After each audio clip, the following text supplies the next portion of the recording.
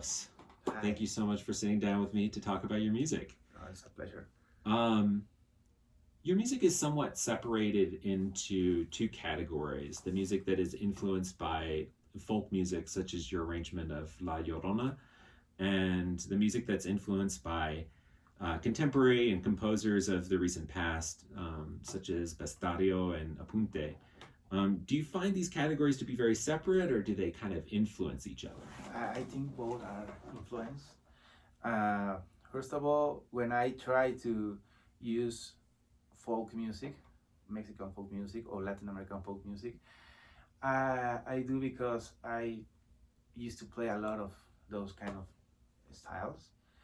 And when I think I got two hearts as a musician, I got my heart as a performer and my composer heart. So it is difficult to say that there are two parts. It's just one. But when I try to make a composition that is implies my hearing, my what I'm trying to do or something new, I think those elements which are folk or which are even my family or my problems are implied in the contemporary style. I think it. I'm not a huge fan of doing an exact or taking some abstracts of other music, like being like neoclassic. Mm. But I really enjoy to show some hints of those kind of music. Like, for example, in Bestiario, I I try to make sounds like some kind of so, some animals that of course doesn't exist but exists in my mind, and I think this is something related with folk music because sometimes we try to do some that sort of things in folk music.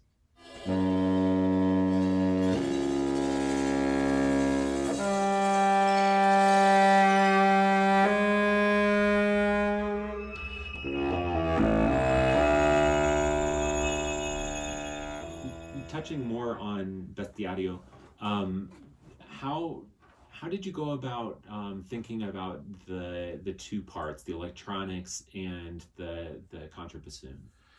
Yeah, first of all, I wrote the bassoon part, and I try to connect many aspects of my thinking, of my compositional thinking in the piece. Uh, First, I try to create characters, different five animals, which lives only in my mind.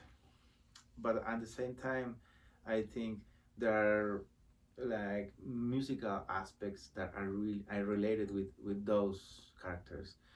There's a connection between science fiction, between my own perspective of fear or feeling, and with an very accurate way to say something in music. For example, cetaceo. Cetaceo is a kind of whale, like those animals which are the biggest in the sea. But how do you express an animal with that size, with low sounds, with a great space, with having some ideas about the deep, about the how can you hear sounds in the ocean. Mm. I was thinking something about that. Me as that animal, and in the same time an animal around me. Oh, okay, excellent. Yeah. Um, and now Bestiario and also Cronopios. Cronopios were both inspired by books by Julio Cortázar. Um, are there other authors that inspire you that you might be writing pieces of in the future, or are there other books of his that you might be writing pieces about in the future? I wrote I took the titles, but not the music is not related with Julio Cortázar. The influence of Cortázar was his person, his way of thinking. Because I saw an interview he was when he was asked for many aspects of life and art, and I get an impression that he was a really great guy. And the most important thing about Julio Cortázar in my music is his way of thinking. And I try to use some titles to inspire me how to create something new. I see. But it's not about books or about his composition or writing or something. It's about the way he creates something. For example, Cronopio is like a non-real character. Mm. He invented that character. He says that he was actually in a concert hall here in Igor Stravinsky. That's why that's a thing really struck me. He was in the Intermission. in the intermission, and he was alone in the hall, and suddenly he could see a character, a little character, and he decided to call it Chronopio. And I say, why this? I got those experiences too, because I used to think or feel that I got some characters around me when I play my music, when I play my guitar, when I trying to compose. I think I am not alone. Sometimes I think the pieces I create are not mine, because sometimes I don't remember how the music was written in the paper actually. And that's why I say I got that approach when I try to create music. That's why Julio Cortázar is so important for me, because I think we are both crazy. That's why.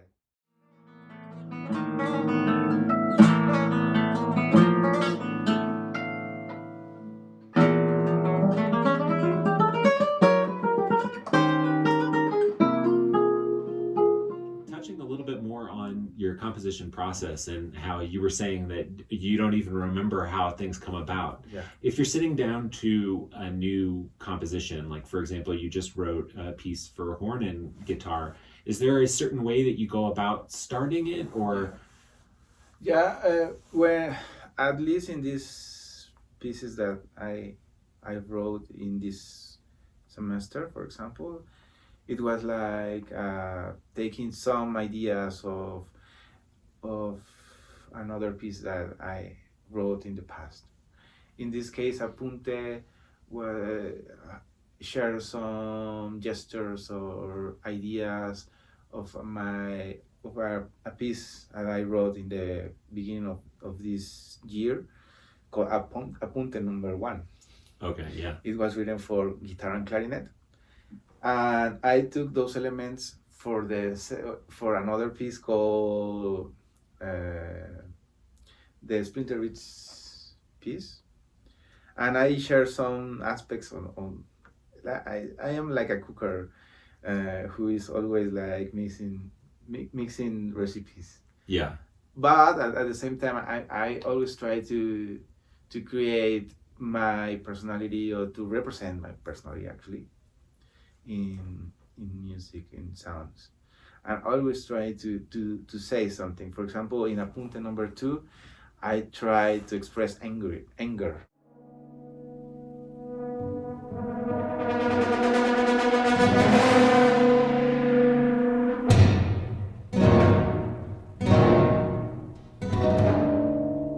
Because actually Sam told me that it was really like Sam is the performer. Sam, the performer, the French hornist, told me that for him the piece was like a catharsis. Uh-huh. And it is a catharsis indeed. But I didn't want to say that. But I try always to express something that I'm feeling. That maybe the catharsis to be facing with many problems, and you don't have how to express or how to communicate to the world, I think I use my method is writing music. I see. Yeah.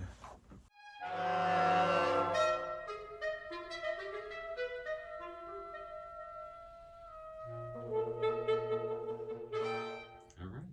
Well, thank you, Carlos. No, thank you.